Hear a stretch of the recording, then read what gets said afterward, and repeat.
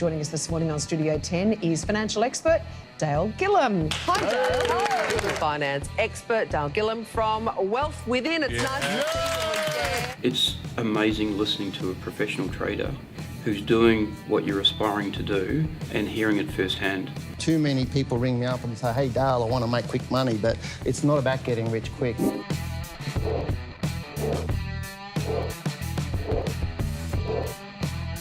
I think we can go for about 4 hours, but I'm not sure my wife would like that. So I'd say congratulations for putting your time and effort out there, because you probably don't really have to do it. You're successful traders in your own right. Thank you very much for opening up my mind with trading. So of course you can succeed, of course you can. And you're the only one holding yourself back or succeeding. And that feels very empowering, actually. A quick reminder before the show starts that this live stream is an educational tool, and as such your personal circumstances have not been considered. We hope you enjoyed this week's show. Good evening and welcome to the Australian Stock Market Show. We hope you have had a great week and are ready for another great show. Tonight we have a topic around a question that we get asked all of the time, and that is, how high will the US stock market go before it crashes? Before we do, we'll get into answering your most burning questions. We'll get into the charts and explore the charts of AGL, ResMed, Amcor, Telstra, and other stocks that you've asked us to take a look at. Hello, I'm Janine Cox, and joining me tonight is Dale Gillham, and we're Australia's most trusted stock market educators. Hello. well done. You remember right before the show, that little bit that I said it didn't sound right? Yeah. That's what I had fixed in my mind, and that's what happened. If you think it is, it is. And it's like it's training yourself to not do a good job of it. So, but you did pretty well anyway. Okay, so. fantastic. We missed you because you've been away. Oh, I know. You had Friday off, Monday off. You should have a suntan or being sunburned if you've been down the beach and sunbaking, and no, you didn't do any of that.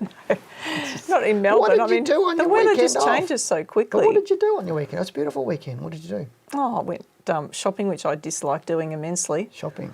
And I couldn't believe how packed some of the shops were. I just couldn't believe how busy some of them were. Yeah. Oh, no. I thought people would be staying away from the shops still. Well, you would think so. But I remember after that big lockdown we had, the 12-week one here in Melbourne, the first thing my wife wanted to do was go shopping. I said, you hate shopping. Why do you want to do it? She goes, because I can now. No, don't get it anyway. Yeah, but I don't get it either. Remember, this is your show, so if you do have a burning question for us, don't just sit there, do something, which means send in an email, or better still, upload a 30-second video of yourself to Dropbox and then send us the link. Now remember to send all of your questions through to info@wealthwithin.com.au and type Wealth Within Live in the subject line. Now, as always, we give preference to subscribers, so because you are the awesome people who support this show. So if you want to join in on the conversation, subscribe now, just below, and support the show and send us your question. Okay, do you think that worked? I don't know. Maybe I'll say Janine will come around and haunt you. Moving on, it's the 4th Tuesday in the month, and this means we look at world currencies. So let's get into the charts right now, shall we? Something more sensible than me, yeah.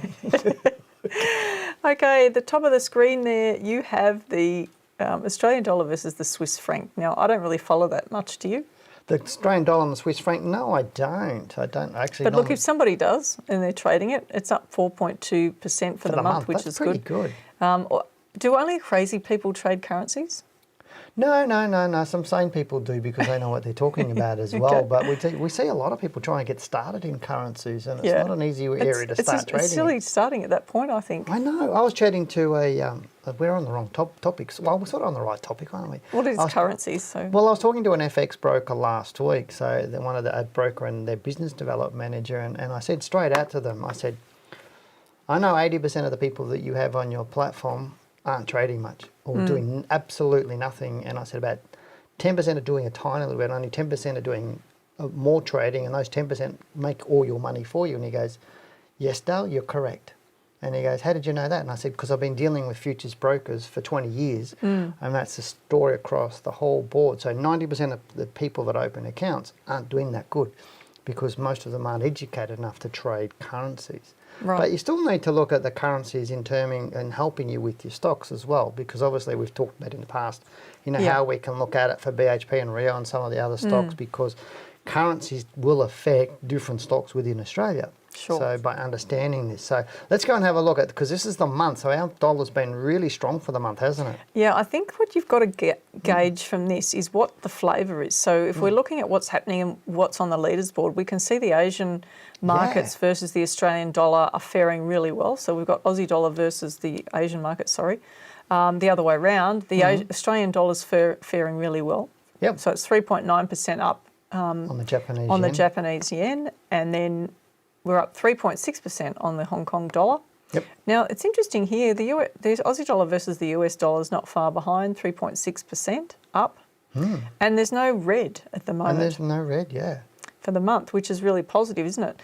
So looking at the, just jumping right down to the British pound sterling at the bottom, that's the lowest one on the board at the moment, still up 1%. And we're still at 1 Australian dollar is 56 pence, which is not too bad against the UK Which is pound. interesting. So let's just go and have a look at a couple of the charts then while we're on this.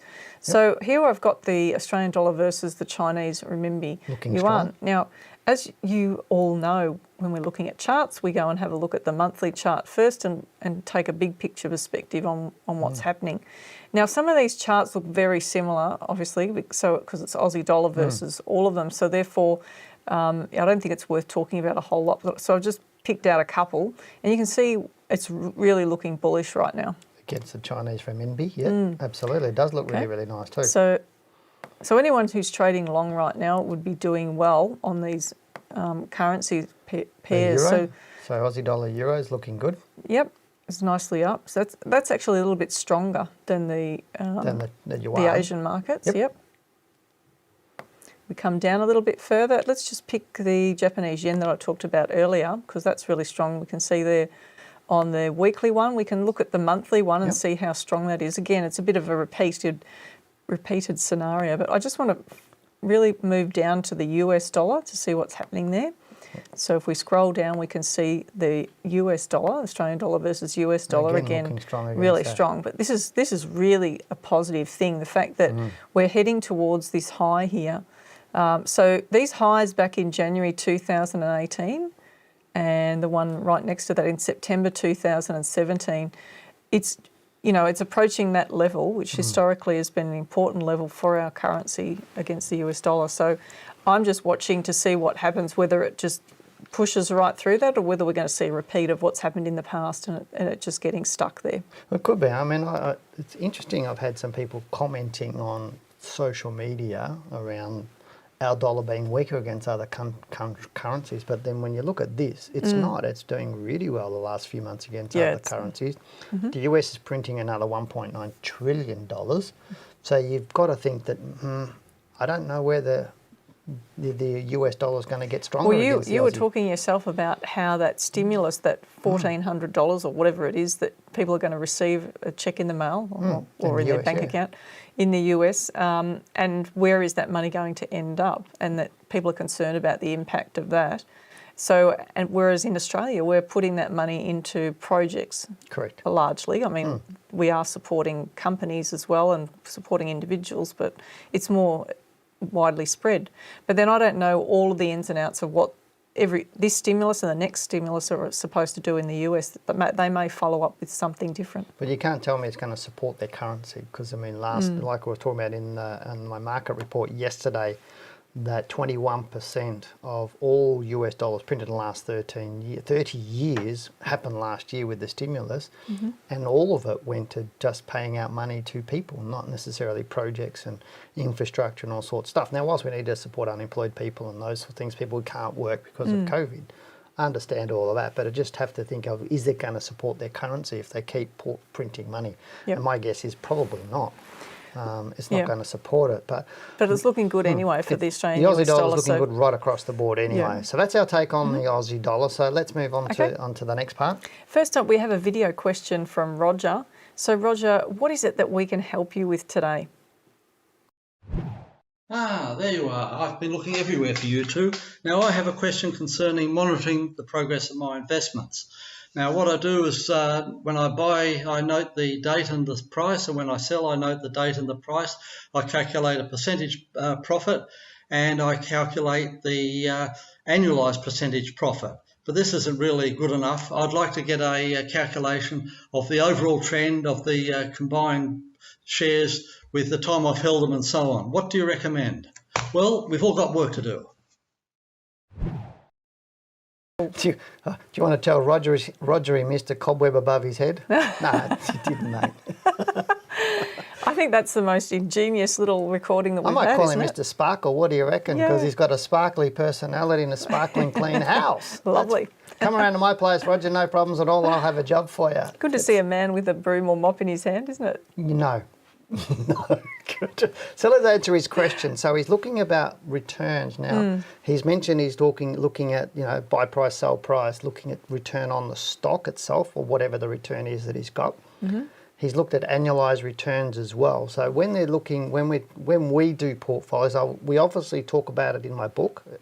So both of my books, we talk about how you manage your portfolio and returns and what you need to be doing. So first thing is treat it like a portfolio, not an individual stock, because one or two stocks can make your portfolio returns really, really well. But what would you suggest he look at in terms of calculating returns? Look, one of the things that I find interesting is when people look at their portfolio, they're not looking at the cash component, so they're just looking at the stock. Now, you know, if you set out and you said, oh, I'm just going to buy, you know, a few shares, and you start purchasing the shares and you haven't said, well, okay, I'm going to allocate, say, 100,000 or 50,000 or whatever it is, 20 for some people. I'm going to allocate this amount of capital, and the return on the portfolio is therefore going to be a percentage of whatever that total amount is that's been allocated. Whereas what some people do is they just might have bought a couple of shares and they're working it out based on those individual stocks, which is not the correct way to do it. So I'd recommend to Roger that he just look at it holistically. Having them in a spreadsheet's actually really helpful. Yeah, absolutely. If you know how to use Excel, that's really good to have that all set out nicely. And so if you do that and you add the cash component to it, then it's going to be pretty straightforward to work out a percentage return overall. Yeah, so look at it as a total portfolio, put the cash into it, and there's multiple different ways of calculating returns, but I'd also, one thing I'd add before I wrap up is just benchmark it against something else, like the All Ordinaries Index or something. What does he want to do? Is it over a calendar year? Is it over a financial year? Is he just measuring himself against his own performance, or is he wanting to see how he performs relative to the market? I would do a financial year, because obviously that's when you do your tax. So put all your costs and everything in, tax, etc., all that into your calculations. So, and then that'll work out where the bang for the buck is pretty much. So do all of that, Roger, and we'll take it from there. Now, the next question we have is from Adrian, who says, hi, Dale and Janine. I know you must have answered this question before, but I am a 20-year-old student who has managed to save roughly $15,000 that I'm prepared to invest. Finding that I am consistently hesitating and making a start with my timing being my main concern, even though it is planned to be a long-term portfolio. My main question today is what factors, example PE ratios, etc., should I focus on during my decision-making process? How can I be confident that the time is right? Any alarm bells you could notify me on would also be hugely appreciated. Wow. Fantastic to get a young person thinking that through, isn't it? Yeah, it is, and you probably, well, have we answered this before? Probably, but to me, there's one thing with investing is never how do I say it? Never really a bad time to get into the market and invest. Sometimes they're better times, but if you've got a long-term view, then there's really not necessarily a bad time, and all of the answers for you are in my book, and I'll say that with my tongue in my cheek, saying with humility, it is in my book. So just go and buy my book. It's free on the website. If you pay the shipping, go and buy it. It'll teach you what to do with how a little bit of money. If you only got 5,000 or 10,000, you've got 15. It'll tell you how to understand what stocks to buy, what you should be picking up, when to buy them, fix all your timing issues. It'll give you the confidence, and for whatever the shipping cost is, that's dirt cheap. I think that's probably the easiest way for me to answer it, because it's a little bit more complex than what he's asking. I don't think I've ever seen you with your tongue in your cheek, but I don't think I want to, so don't do a demonstration. It's pretty hard to stop me talking, isn't it? Yeah, okay. Yep. Well, that's it for that one. That was a good answer. Next, we have a question from Sam. Hi, Janine and Dale. Thank you for the hard work. AGL paying a good dividend, but share price has been dropping dramatically. Would love to have your opinion on this share, please. Appreciate it. Thank you, kind regards, Sam. So we've got AGL there up on the screen for you, Sam. You can see, yes, you are correct. It is in a decline and has been for some time. We actually have talked about this one on the show. I'm just going to show the monthly picture on this one it's actually fallen through a lot of what we call support. So when a stock is in free fall like this, you never really know exactly where it's likely to, the decline's likely to end. Meaning it literally could end anywhere, which is the point of having the stop loss to stop that flow out. So, and I've just lost my chart, but the point of it is if you look on the right-hand side, you can see that we're in a decline and that the stock is not showing any signs of letting up. Last week, it actually continued to fall from around $11 to $10. That's around 10%. So sometimes you can have these flush outs at the bottom of a run where a stock just continues to push lower until it eventually shows some sign of support. But you really need to see a few weeks up on this share before you'll even know whether it's got the potential to turn around at these levels or not. So I'd say it's still potentially could fall at this point, and that's a big concern, isn't it? Well, we don't know whether he owns or he doesn't own it because he hasn't said that. He hasn't added that in there. So at the moment, it's a stay away.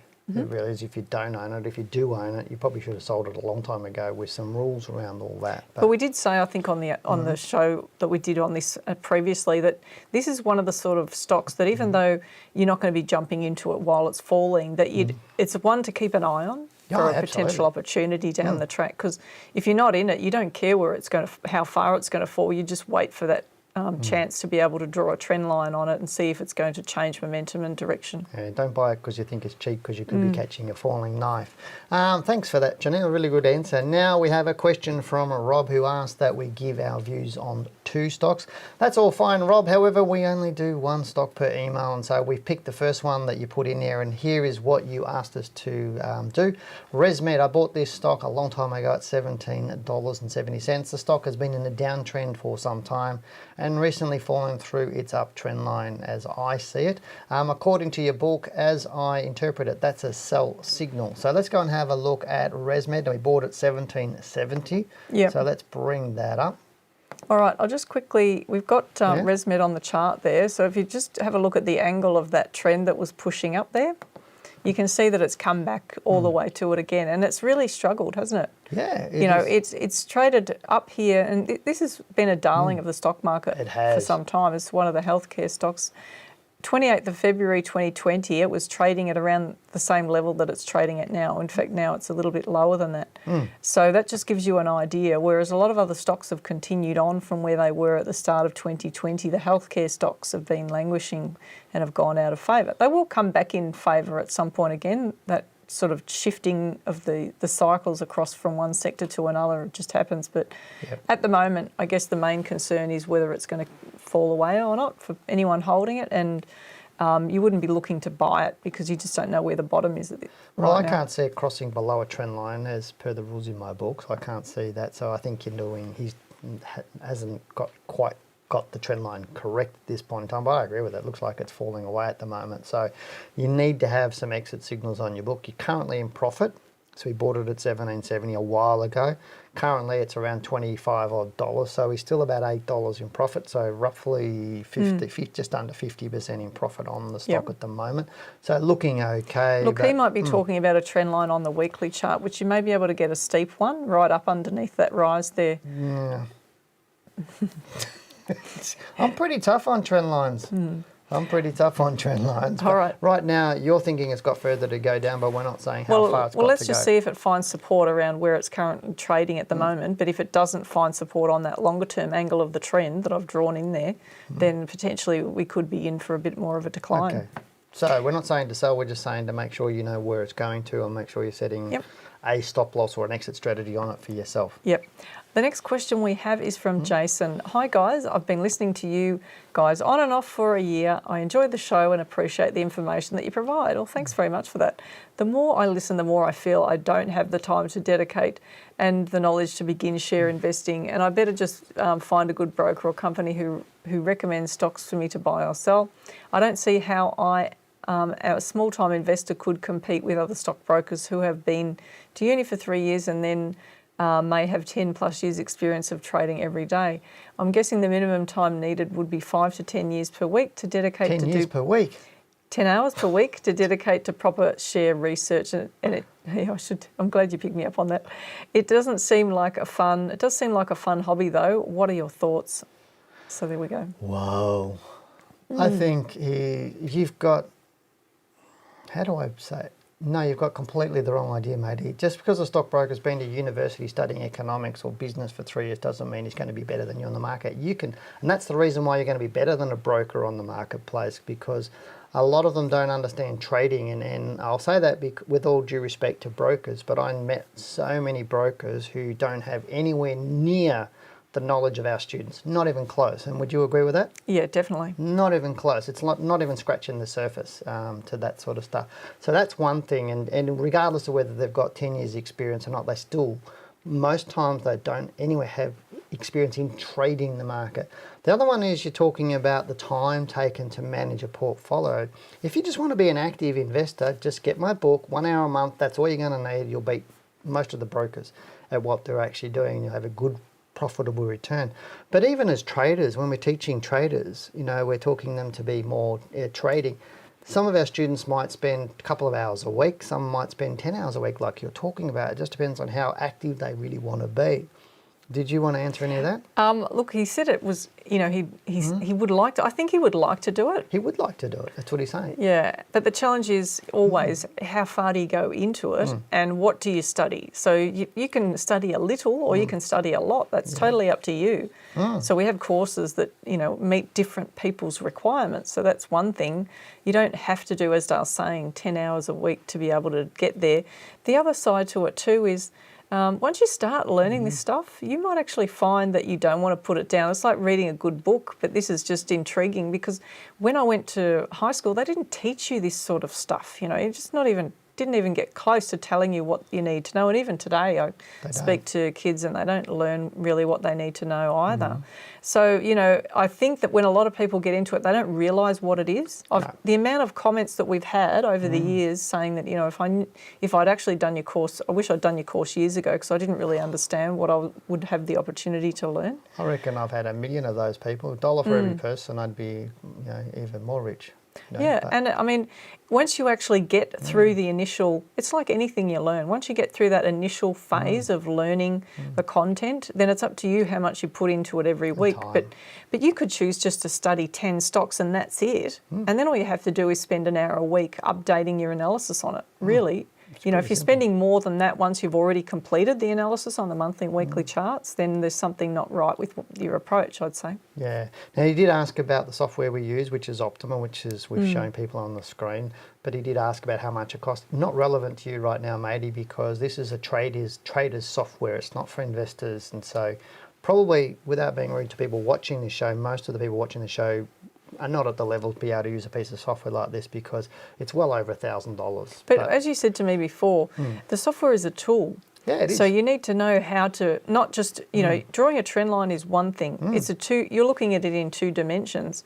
There is a third dimension to doing the analysis on a chart. So it's applying the third dimension. Please, can you stop him? Okay. There, you know, a third dimension in terms of being able to see how it all comes together and then actually being able to do that. And that's what we teach you, you know, in our courses, how to do it.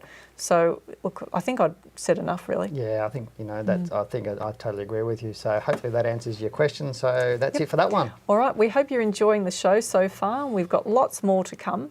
Before we get into tonight's topic, now's the perfect time to show your support for the team who put tonight's show together and hit that subscribe button. Remember to also like the video. Send please chocolates and bourbon. do it now so that Dale knows that you responded to my prompt rather than his. It's a bit of a competition. Also remember, those who email in a video question during the month of February, you'll go into a draw to win a signed copy of Dale's book, Accelerate Your Wealth. We will announce the winner on next week's show, so be prepared for that. Remember, you must email in a video question, so fire up your camera and get talking. Roger's video tonight is certainly in the running. It was very ingenious, I thought. And so see if you can send us a great question and top that one. Well, they don't have to be funny or anything like Roger, but they just have to be a good question, don't they? Don't they? But that was gorgeous. But that was really good, eh? Well done, Roger. Now it's time that we get into the topic for tonight, which is how high will the US stock market rise before it crashes? At times, the US and Australian markets run together, while at other times, history demonstrates how they diverge. Although the COVID-19 pandemic slowed the rise of global equity markets when trillions were wiped from global exchanges within a few weeks, The US continued to lead global markets to reach new all-time highs, with the S&P 500, Dow Jones and the Nasdaq all achieving this feat. Currently, opinions divided as to whether the US market is trading at a peak or whether the tech sector will continue to drive the S&P 500 higher and the Dow Jones to 40,000 points. By comparison, the Australian All Ordinaries Index is still trading just below its pre-COVID high, which indicates further potential gains are likely to in the coming years. This is why it's important to explore both the US and Australian markets and consider the impact that the tech sector, the mining and financial sectors have on these areas of the market. We will also provide our view on whether these sectors are overvalued, signalling a market peak, or are we yet to see further upside in 2021, and how far will they rise? It's a lot to cover, isn't it? Well, you're giving us a big task in the next 10 minutes, aren't you? From that one in. All right. But the first thing we really need to discuss, or is to consider the point Janine made about the US and Australian markets leading and then lagging each other. And this occurs approximately every 5 years. You'll find information on this phenomenon in my book, Accelerate Your Wealth. It's your money, your choice. So let's take a look at the slide or a slide from my book, or a page in my book. Now, on your screen right now is basically the total returns from shares with Australia versus the US in 1900. So we're talking about, I can't remember what the end date is. It's 2020 is the last line on the chart, basically. Now, this was from your book, but it was actually from an article by Owen. Correct. Okay, so we need to just make sure I was glad you brought that up, because I couldn't remember where I found it from, but it was research from a company. But it shows a whole lot of things on here, doesn't it? It does. So looking at that, you can see that in red, the US real total returns in US dollars after inflation. So that's the line that initially, if you point to that, that's the low, starts off lower than the Aussie market, and then eventually catches up, takes over. And then there are periods where these markets cross each other, one's leading, one's lagging, and vice versa. So in the green, the top one, we can see Australian real total returns in Aussie dollars after Australian inflation. Yep, so that's the 87 crash where my pointer is there. Yep. Now, the interesting thing too about the US market versus the Australian market is Australian shares often pay more dividends. US shares often have more corporate actions. Correct. So there's a bit of a change over there. But right now, because the tech sector's leading, that chart would actually be different, and the red line would be well above the green line. So down here we're talking about, this is the GFC through in here, I think, where that line is there. So we've had the subprime sovereign debt. You can see how Australia went down with it, but we're still outperforming the US at this particular time. So, I mean, we might have to enlarge the chart even just so they can see that portion of the chart, because otherwise, will they, be able to see all of that? It's look, they can. I mean, but they can just get the book and they'll have the chart there to study it, and they can have a look at it anyway. But with what we're seeing on here is, or what you were just pretty much just talking about, is about patterns repeating, every 5 years. So do you want to say more on that while we've still got the chart up there? Yeah, so look, what this chart showed, or what the analysis showed, was that every 5 years approximately, the markets alternate between one leading and the other one leading. So which the is Australian, what we're seeing through here, so now we're seeing the US market leading. We are likely to see that change at some point. It's on average over time that both markets achieved a very similar return over the long term, over 117 years. I know we get people all of the time. I mean, I even had some person comment on our YouTube channel saying, Aussie markets, CRAP, US market. And it's but when you get a lot of people saying that, and when you start to see more people shift their money, that's often when the markets do shift. When they do shift, because the amateurs tend to buy at the wrong end of the time. They buy when everything's peaked, thinking, wow, this has run so hard last year, let's get into that.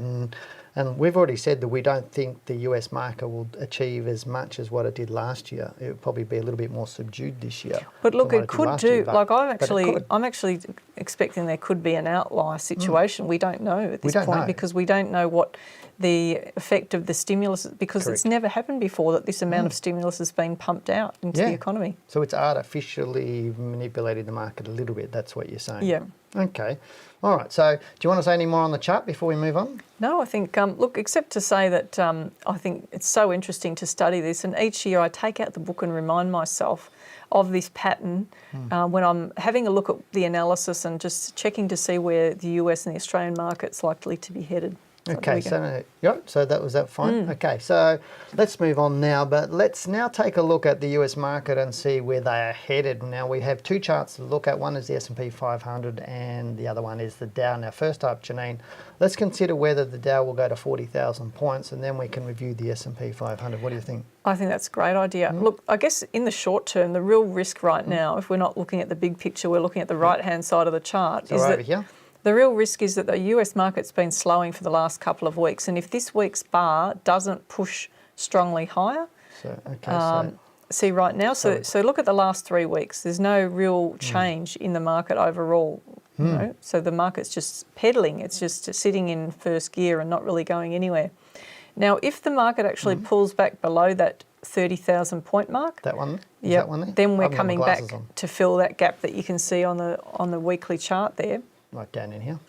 Yeah, and I've marked on the monthly chart on the left-hand side what I would call as a critical turning point for the US market. So if for some reason the US market reverses and the market doesn't take any news that comes out over the coming months well, then we could see the markets really capitulate. I don't expect that to happen right now. So unless I had more data on the right-hand side of the chart telling me that, it's probably a worst case scenario that I'm not expecting right now. Okay, so you're suggesting this could be the peak? Is the peak is here or you're not? Look, I'm not, because it's just sitting there. There's no direction, and normally when you get a peak, it's normally a reasonable peak. You get a push one way or the other really strongly so that you can see that it's changing. And right now, I'm looking at the upside and saying that there's still a potential for the market to keep going up around that 34,000 to sort of 36,000 point mark. Yep. 33 something is actually more closely to it, but I won't give an exact figure. So it's roughly that 34 to 36 mark. Now, the upside potential is still there for the market to head closer to 39, 40,000 points. Correct. But I'm thinking this year, because we're less likely to have such a boom year, that I'm expecting 34 to 36 in 2021. I was actually looking at all my research today, and that was exactly what I was going to say. Okay. So I didn't want to go and look at your research to cloud my judgment, and I'm thinking 34 to 36. Yeah, and this is why, like this demonstrates that it doesn't matter who is studying what we teach. You can get the same. You can do the same review on any stock or market once you've got the knowledge, and it happens, doesn't it? Even our students sometimes we have a look at their analysis and think, "Wow, you know, they've slammed it out of the park." You know, so to me, what I'm looking at, I'm going to say I don't think the Dow's going to do 40,000 this year at all. I don't think it's going to do. I think it's got a hope in hell of doing that. Yep. I think the market will rise up through maybe the next 4 to 6 weeks. Okay. But I'm not discounting it's going to fall from now through into about May. Probably April will be bearish. Probably have a low in May. But if it starts falling out, it might be a little bit early. It might be in April. Okay. But if it goes up for the next 4, maybe 5, 6 weeks, then the low will happen in May. But I don't think it's got a snowball's chance in hell of getting to 40,000 points. I reckon 34, 36 like you. That's a reliable level, isn't it? That's a reliable level. So that was the upside for the Dow for 2021. Now that's provided it doesn't turn on a dime and just pull back strongly first. So we just got to watch. We just need to see the next couple of weeks to see some direction on the US market, because right now there is none, as we were saying before. And momentums. If people go and look at our Talking Well show on Flix, which is flix.net. So flixx.net. The show that we did for yesterday, for Monday on Flix, I pull this apart and I talk about how the momentum's slowing and everything else, and how many points per day the Dow and the S&P is rising. So go and have a look at Flix, flixx.net. I'm not going to do it today, but go and have a look at my big take on the US market. I talk about the S&P and the Dow and show you how the momentum is slowing. So let's now get into the upside for the S&P for 2021. So let's have a look at that. Yeah, what you just said before made me think about our advanced course, because when I'm thinking about that, markets don't always go up at the same angle. I just rub my crystal ball.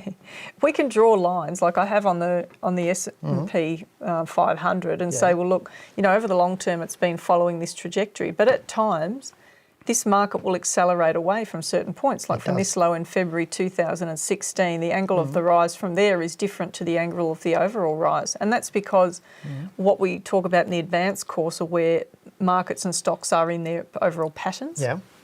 So I think that, this is not, even though we're in uncharted territories from a point of view of the stimulus, we're not in completely uncharted territory from a history perspective in terms of accelerating markets. So there's always a possibility that this market could, and I've marked on here where the downside risk I think is in the short term, and back to that high that was a pre-COVID high. I don't expect that it's going to come back that far. Yep. Right now with the market moving the way that it has been, there's more potential for that to continue high, but I'm not ruling out a move to the downside. So I've got approximately 12% up to that first level there, around that 4,300 point mark. And of course the bigger move, if it really just turns around and starts to kick on, which I'm not expecting it to do that this year, but I always have a look at what's that potential extra level, that sort of, that big target, if you like. Yeah. If it were to push on, then that's around 4,800 points. So that's pretty much it. Did you have a similar scenario? Yeah. I'm thinking, look, I was struggling to determine whether it would do double-digit returns this year. Yep. It would, and it really does depend on how far the dip is into May. If it's really big dip, like let's say 15% plus, then I would say that return for the calendar year will be closer. Sorry, I wasn't talking, I better clarify that. Yeah. I'm not talking calendar year. Yep. I'm talking this would be the peak for the year. I'm not saying where it's going to end up in December. Yeah, because we're still thinking it'd probably be more bullish towards the end of the year. We're going to have a dip in the middle of somewhere, like we were talking about, and then move up to the end of the year. So the total calendar year return is where that is. But overall, I don't think it's going to be a massive run like it did last year. That chart we showed previously shows that long-term returns tend to stick around 6 or 7% on average over time. And we know that in a new presidential election year, that the US market has usually done somewhere between 6 and 7%. Cool. So there's it. That's Janine's prediction. So that's pretty much our sort of take on it. As I said, just go and have a look at our show on Flicks, and you'll see a little bit more of my take on what I think with the S&P and the Dow and how they're unfolding and what they're actually doing, because there's some really cool stuff on that. So let's move on now, Janine, and let's show them something else. Okay, so we've got to complete the comparison of the two markets. We now are going to review the All Ords. So let's just bring up the chart of the Australian market. Now, we're talking about a totally different picture on the Australian market than the US markets. And as you've probably heard Dale talk about it before on his market report, the Australian market has only just gone through the all-time high that it had prior to during the GFC. So we've seen that happen pre-COVID. And now we've seen it happening again, pushing higher. So the fact that it's gone up to this level, it's not to say that it couldn't reverse and turn down in the short term from that level, and we are expecting a bit of a peak to occur within the next few months, a short-term peak, and then a continuation of that move up. So I'd expect somewhere between 7,800 to 8,000 points. But my outlier or stretch target, if the mining sector has a continuation of the current run, and it's dependent on the banks largely as well. The banks need to actually continue to kick on. We're going to see ups and downs in the banks. That's just the cyclical nature of any stock on the market. But overall, there's a big target, stretch target for the year of around 8,700 points. Yeah, look, I think that bottom target that you've got there, I think that's quite achievable this year. I think we can safely say, if it still remains bullish, we don't get any major disasters happening. So that's the upside for the AXAO for 2021. That from that point of view. Now we need to discuss a bit about the comparison with the US market and the Australian market. Look, I think we need to say one more thing on the Aussie market at this point. Okay. And because we've always got to look at the upside and the downside. And that's what we teach you when you come to us, because so many people get a fixed view, which is not the way to do it, because there's more data appears on the chart. You need to adjust yourself so that you're a flexible mind going through the market. Now, if the Australian market were to pull back below that GFC high again, depending on how far it falls from that level, then it's going to be more of a challenge for it to push back through that again.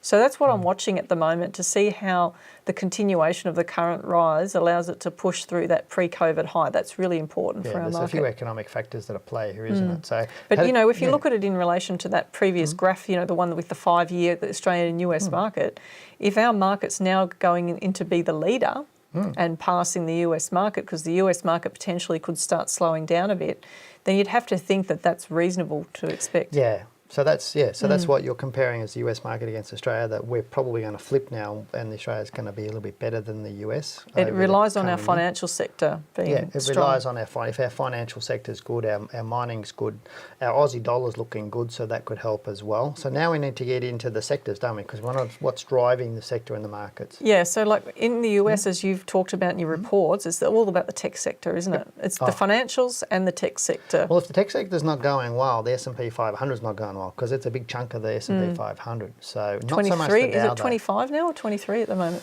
Oh, I think it's something around that over order? 25, I think it was, for the last time I looked at it. But yeah, but it's a big chunk. So if they're not doing well, then the S&P is not going to drive very, very well. So it makes you wonder, doesn't it? Like at some point, you know, what's going to turn that area of the market down? We've seen a tech wreck before, but we've got some really big companies that are far more stable now. I wonder if it's this whole thing going around the world at the moment where the tech companies are having to pay for media, and whether that's going to start the ball rolling. They're turning up the heat, aren't they? And all these techie companies, and I think so they should be turning up. But you wouldn't think that would really start to take effect for a couple of years you've anyway. also got Apple launching their new iOS, which is going to block a whole lot of the tracking stuff for Facebook and Google and all that sort of stuff. So, and Google and Facebook aren't looking forward to it. So if they're not going to perform well, we could see the FANG stocks not perform that well over this coming year, and there's a whole lot of variables there. But what sectors are looking? Because we did talk about, say we're going to touch what sectors are looking. We should do a show on some of that information, because what's Apple's biggest driver at the end of the day in terms of its business? I'm not telling you. It's this is what he's going to keep a secret until our next show. So someone has to ask for it as a topic. Okay. All right. So, does the 5-year alternation model still hold true? Look, we won't know until this current cycle starts to unravel itself for a little bit longer. But, you know, you'd have to say if over 117 years it actually seemed to work, you would have to think that it's going to continue over time. Yeah, well, I think it's probably even 117 years. I mean, it's also backed up by that research that we've mentioned a few times, which is that study by Harvard Business School, what do they call it? Triumph of the Optimist. Oh, yes. Where they studied the markets for 101 years, and then they found the Australian market actually outperforms the US market by a little bit over 100 years. So it's really consistent with all of that sort of stuff, isn't it? Yeah, but it's really challenging for mums and dads if they're wanting to, get a decent return out of the market, and they were looking at, what's going to happen in the next 4 or 5 years. That's what's really important to people, isn't it? But don't assume that the US is just a better market. Yeah, that's a good point. That's probably a real big mistake. But to really do a full analysis, we really would break it down to individual sectors of the Australian and US markets. And this is something anybody can learn to do fully with the right training. And we've shown you little bits and pieces about it in past videos that we've done for this show. We did the mining sector, energy sectors. We did the mining sector, energy sector. Have we done financials? I don't think we've broken apart financials. Maybe we should. No, but we've talked about how to find the right stocks and breaking it down from the bigger picture. I think we should do financials. Everybody vote for financials. Okay. I'd love to talk about it, so come on. All right, well, before we finish on our topic tonight, I really wanted to share a really important point, and that is that the US market is not the Australian market, and the Australian market is not a stock, but rather a product of all of the stocks within it. So what am I actually saying? Well, always make your buy and sell decisions based on what you're buying and selling, and nothing else. Markets move up and down, and stocks can move independently of the market. So whilst the market may be moving up, your stocks may be moving down, and vice versa. So always make your decision on what you're actually buying, which is your BHPs, your Rios, whatever the stock is. Make your decisions based on that. We could have kept talking about this one, couldn't we? And I think we've come to the end of our topic tonight, or I'm being told in my ear that's the case. Move on, Janine. Remember, if you would like us to cover something, please let us know. Vote banks. I think you're telling everybody else what we're going to cover. Now let's get into some more emails. But before we do, remember to hit that subscribe button now. And whilst you're there, give us a big thumbs up and click on the like button. Fantastic. Now we do have a question from Joe who says, "Hi, Dale and Janine, could you please have a look at Amcor? I have a small holding in this stock and bought them at about $16. I'm not a trader, but more looking at medium to longer term. Thanks, Joe." So let's bring up Amcor now on the screen. Amcor is not a medium to long term hold. I'm a step ahead of you. I'm already up. Oh, you're already up there. Okay, I'll go and relax. I'm retired. I'm gone. Amcor, look, it could have been. I'm just going to show you. It's easy for us to say it's not now, but have a look at what it's done over the last few years and then what it did before that. So, you know, I mean, if someone was holding it over this period here from the GFC onwards, they would have had a great return, only to see then that this stock went sideways from end of 2014 all the way through to 2020. It's done nothing. Yeah. And it's just struggled to get through that $16.50, $17 mark. So the fact that it's pointing down at the moment is a real concern in my book. It's just tried, you know, 5 or 6 times to get through, hasn't been able to do it. So I think it needs to come back further before it's then going to mount another charge to push through the high. However, if we see it get above sort of 15.50, then it's got a reasonable chance of trying to push through again. But we could see some more down or sideways. He bought it at around $16, so somewhere up around here, somewhere in this mass. So he keeps buying it, and he's bought it somewhere near the top. Yeah. Somewhere at this point in time. So currently he's sitting in a little bit of a loss. Which is a shame, really, because, you know, in the Trading Mentor course, are you really pushing home to people to understand about support and resistance? Yeah. We talk about all of that in the Trading Mentor course, bar analysis. We talk about, you know, buying and selling, how to do that, a whole range of stuff. And so that could pick up even something I think we teach too much in it for the price, but anyway. That's I think you do. But we give people a lot in the course. It's a really, really dirty course. Do you still have the deal with the course that the Trading Mentor? If people are thinking about the diploma course but not sure they want to do it, they can move into our Trading Mentor course, which is our more getting started course, and have 30 days on that. And then if they think they want to go into the diploma course because they're learning so much, which is generally what the case is, whatever you paid for Trading Mentor, we just put it straight onto the diploma. Provided it's within that 30 days. Provided it's within the 30 days. You upgrade for the first 30 days, you don't lose any money, just go straight into the diploma, and you've had a few weeks on our other course learning what we teach and how we teach it and getting to know us. So to me, it's a no-brainer. So you just pay the difference, do you? Yeah, basically, you just pay the difference. Okay.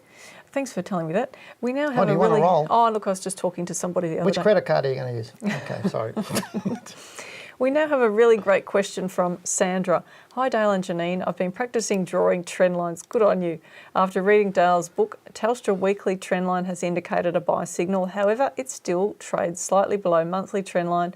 I'm not sure if I'm doing this correctly by using HLC bars. Appreciate your thoughts and analyse on Telstra. Analyse on Telstra. Wishing to buy some shares for medium and long term. Okay, do you want me to answer that, do you? Look, Telstra's gone up recently really nicely, but this week it's down. But that's just typical of Telstra. It goes up and down. Well, yeah, it does typically go up and down. I think there's a couple of parts that I agree with and a couple of parts I don't. I think Telstra is above a monthly trend line and has been for quite some time. She said below. No, but it is above it, not below it. So, sorry, I should have clarified that. So it's actually above it, but you're probably just drawing a little bit wrong. But it's even, I think it's above a weekly trend line now and looking quite nice. So, but you could probably draw one down there on a weekly basis. It's definitely above a weekly trend line. Yeah. Yep. So, but it is also above a monthly trend line. But that's okay. People have read my book. It's a little bit fine tuning, obviously, with your trend lines there. I think it looks pretty good. It's got a little bit of weakness this week, but I think more medium to longer term it looks all right. But I know you have a resistance level that you think it needs to get above. Look, sometimes when we're looking at stocks, we might hold off. If it's below a monthly trend line, there might be an entry on a weekly trend line. Yeah.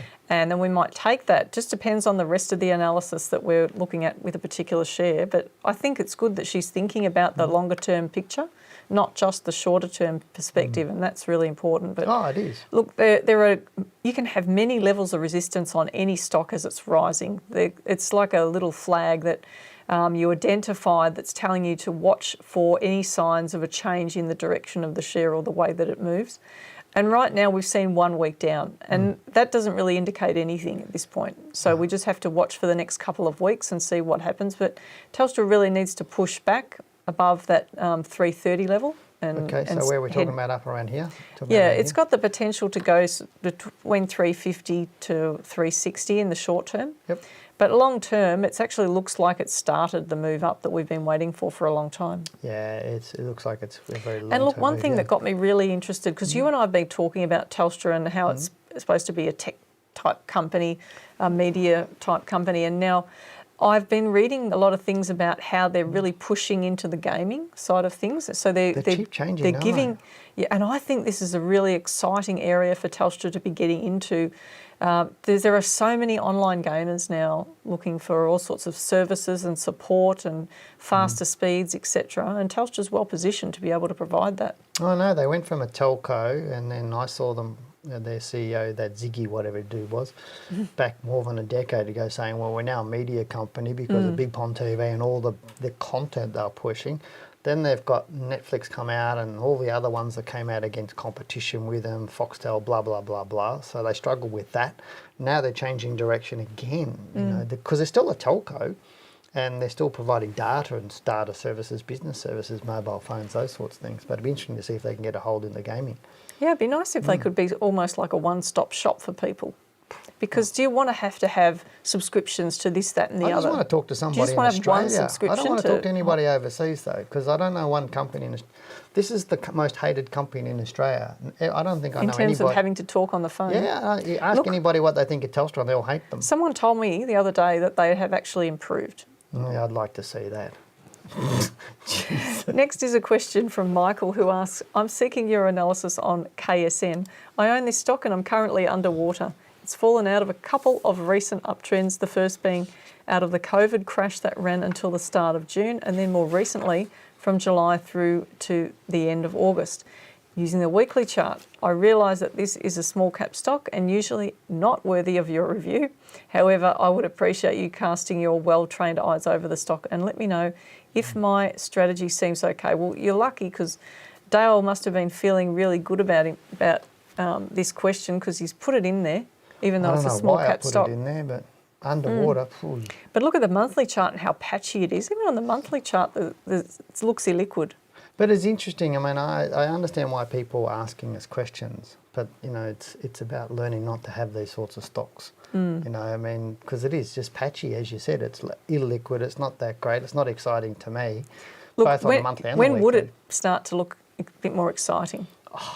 When it starts to trend properly, to me, it's okay. So what if it went above 30 cents? Would it start to look interesting? It's not about that to me. It's about do you want to make your job? If you're a trader, do you want to make your job easier or harder? No, hang on. You said before it's about whether the stock's going up or down. Yeah, I know. Keep it but that simple. I'm changing I'm adding to my opinion now. No, you're going into too complex information here. How do you know? Because you teach me how to make it simple. So looking at this, I'll shut up and you talk. Looking at this, I would say if this share gets above 30 cents, then I think it's starting to look really interesting, and it could then push higher up to those prior peaks around that 40-cent mark. So that would be a really interesting short-term bit of analysis to do, particularly if it stops. If it doesn't go any lower than 20 cents as part of this current pullback. So you're talking about that up here. Really nice.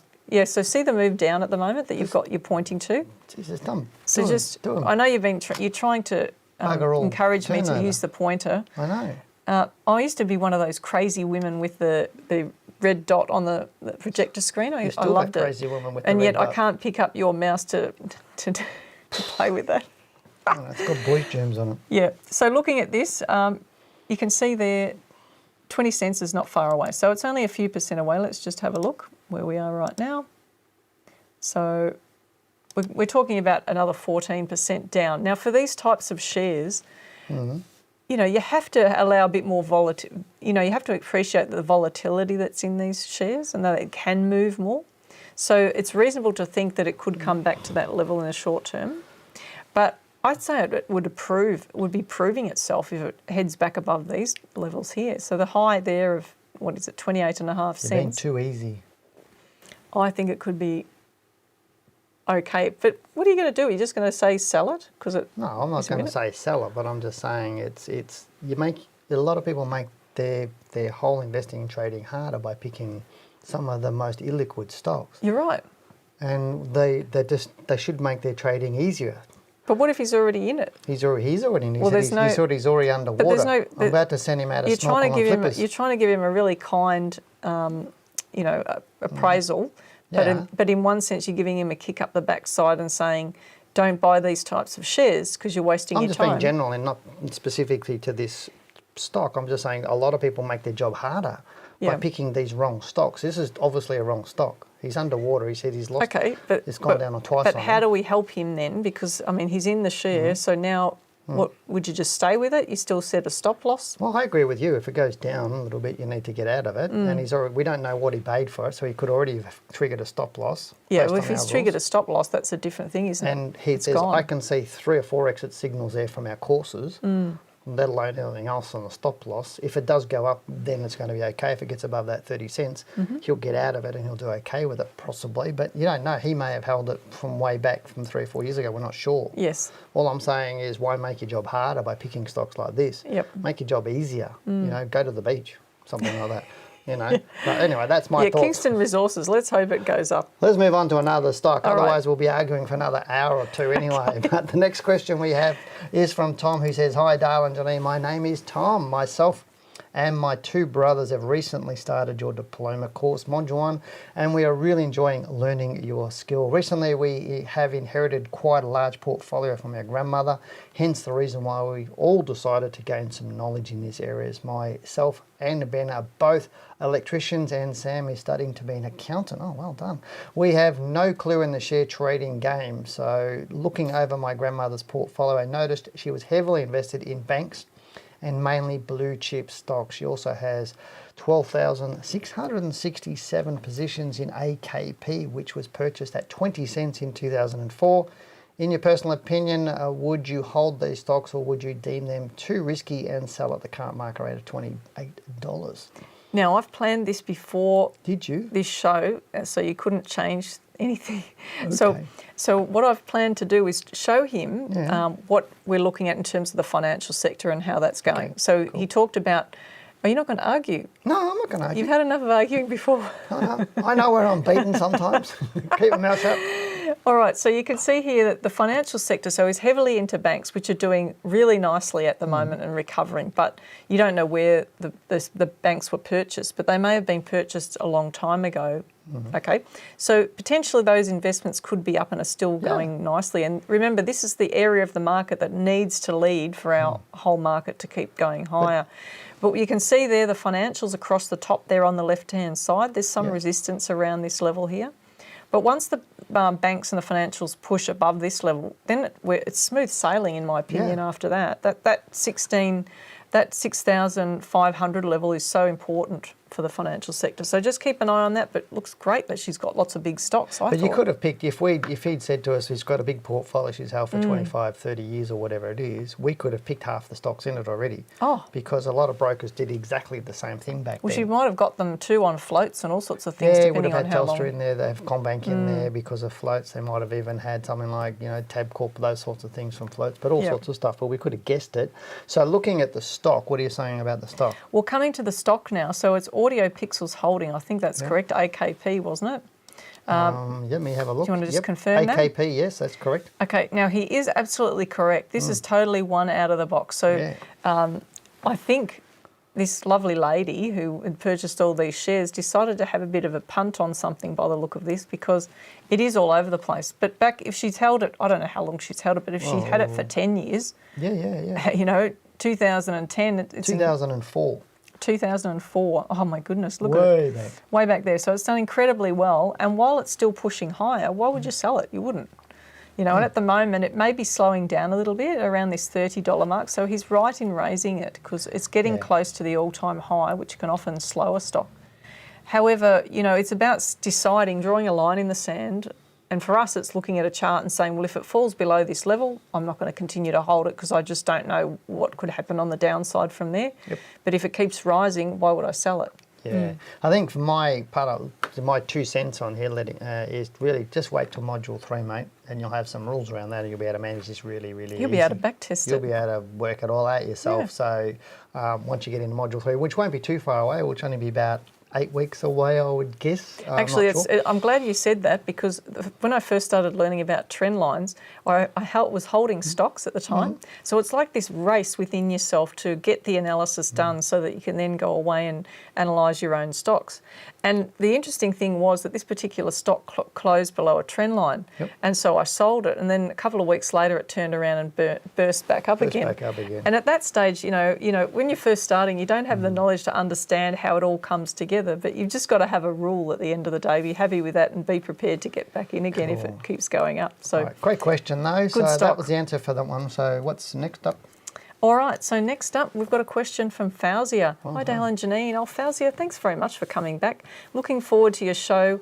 Can you please analyse MFG? I own the stock, bought it at $48.50 back in March 2020. In the last few weeks, it's just been falling. I have a stop loss at 15%. Great, good on you. But given the downtrend, I'm thinking maybe I should sell it now, then wait for the stop loss. Thanks. Okay. Now, at the moment, it just looks a bit suspect, doesn't it? It does look a bit suspect, and I'm not sure, you know, why there's plenty she of rules bought the to stock. exit. Like even on the monthly chart, there's lots of reasons why you would have been out of this share right now. I mean, there's a real risk that it could come back to that $40 mark. And if it finds support roughly where it is now or around that $40 mark, it may actually turn and go back up again. But we've seen nothing to indicate so far that it's going to move up, have we? Yeah, well, I mean, she bought it off the COVID low, so around up in here. So she bought it in that sort of month or week there. So and it's rode it right up and has ridden it right down. But having rules in hindsight, you would have exited this ages ago. But did she enter on rules? It doesn't look like it. No, and it may have been she didn't have any rules. I'm not sure why she bought it because she didn't actually really say it in the thing. But that's not really relevant. She's got it now. Right now it looks like it's going south. Should she hold on to wait for 15% stop loss or should she get out? And at the moment, really your decision, Fauzia, and we can't tell you what you should be doing. You just need to be comfortable in yourself. Just one thought though. I mean, look at the stock. I'll just put a crosshair. I know this crosshair is annoying, but you just look at it across there. It broke a level back in, was it earlier this year? Fell below that 53.64. It's now broken another level at 47.57. So this is why that stop loss is going to be really important, or having a exit strategy that can manage this sort of downside. So that just shows you about one reason why to have rules. So that's it on MFG for Fauzia. So let's move on. Yeah? Now, just to change topics a little bit, we constantly get great feedback from those who have read Dale's book, and they tell us how it has greatly improved their profits, stopped them making mistakes, and has given them a lot of wasted time back, as they're now more focused in their approach to the market. If you don't have your copy yet, click the link in the description below, as you can still get your very own copy of Dale's first book free just by clicking the link below. All you need to do is pay for the shipping. So that's a pretty good deal, I think. Oh, I think it's a pretty good deal. Now let's get back to some more questions with the next one from Tian, who writes, "Hi Dale and Janine, Tian here. I love your show. I have two questions for you tonight. With many retail investors having bought in the dip of last year's crash, do you believe we will see the stock share price falling in the next few months as investors sell stocks they've made huge gains on, as they will pay less capital gains tax? And secondly, why are there so many quality stocks, top 150, with high PE ratios 30 to 40 plus? Is this because there are many retail investors in the market pushing up the share price? And would you buy stocks with high PE ratios? Your insights is greatly appreciated." I don't think the first point, I don't think a lot of people are going to take profits just because it's over the 12 months of holding them. Look, some stocks have been rising so strongly, like some of the mining stocks have been rising strongly, but sometimes it takes a little while for their earnings information to catch up to what the actual share price is doing. So that's an important thing, to monitor what happens in terms of the fundamental data. Question. In your experience, retail traders, do they like to sell? No. Okay, that's your answer to one Unless right before tax time, they're sitting on losses and their accountant or their broker is telling them good time to sell some stocks. If they get bombarded with too many emails in that regard, people try to sell for tax reasons. Yeah, to me, in my mind, it's about people don't like to sell things they're making money on unless they start fearing that they're going to lose some of their profits. So we need to see the market start coming down before they're going to start fearing that. So that was my answer to the first one. PE ratios, I know that you're a favourite of yours. Look, we don't tend to put a great deal of weight on the PE ratio because it's more about the EPS potential. And you'll often see that in the reporting season, companies could come out with a really good report and then get sold off because their earnings forecast is actually showing some sort of hiccup down the track. That's what you've really got to look out for. And often when the one-liners get printed about a company, they miss the whole point. So you've actually then got to go back and look at the company's report and see what they actually said. So just remember that one. Now, we hope you've loved tonight's show, as we really have had some great questions, which means we can give you more of our thoughts and knowledge and help everyone watching. We'd love to hear your thoughts, so share your comments in the section below. And if you've got a topic that you would like to discuss, please let us know. Okay. Now, we hope you've had enjoyed. Now, did you write this script? I did. You did this on purpose, didn't you? We want to thank those who participated. It's called payback. Payback. Remember, I could kick you under the table, remember that. Remember, you're interested in understanding the stock market and how to consistently profit, then call our office. It's 1300 858 272 or email us at info@wealthwithin.com.au. You just never know who might answer the phone. Yeah, I might have been answering, but Janine won't, I will. Also, if you haven't done so already, remember to hit that subscribe button below and also like the video, because Janine loves it. Also, remember to put this show into your calendar and join us on the live show every Tuesday, 7 to 8 p.m. Yep, and if you would like to have your question answered on the show, or if you have a topic you'd like us to cover, send an email to info@wealthwithin.com.au and type Wealth Within Live in the subject line. To get your question answered on the night, you must email before 3 p.m. on that day. Okay. As always, we thank you for joining us and we hope you have a great week. We look forward to you joining us again next week. For now, goodbye, good luck and good trading. Send a video so you can win my book. I just stole your line. I know you did that. You do that all the time.